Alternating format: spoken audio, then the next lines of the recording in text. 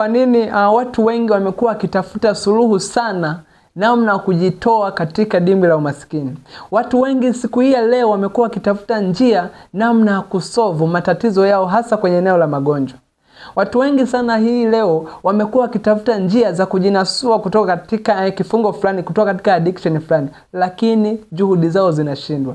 Ni kwa sababu wameamua kumweka Mungu kando. Ni kwa sababu wameona Mungu hafai.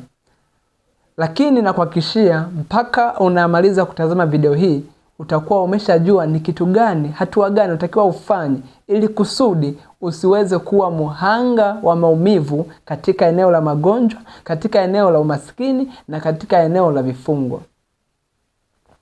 Hakuna mtu anayependa kuwa na maisha ya dhiki. Bila shaka kila mtu anatamani kuwa na maisha mazuri, kuwa na maisha bora. Anapohitaji chakula awe na chakula kizuri, anapohitaji usafiri aupate, awe na nyumba nzuri, awe na mavazi mazuri.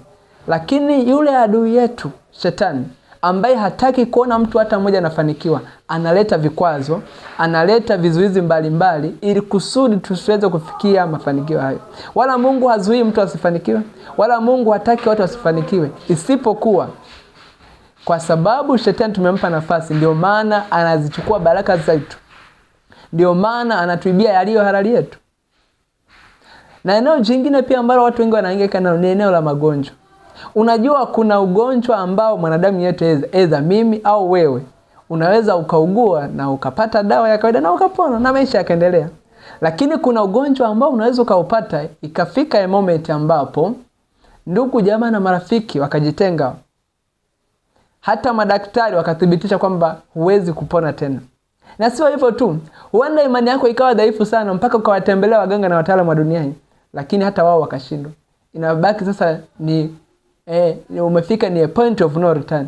Ni sehemu umebaki mwenyewe tu. Sasa katika point kama hiyo, anayeweza kukusaidia peke yake ni Yesu. Anayeweza kukuponya huo ugonjwa wako ni Yesu.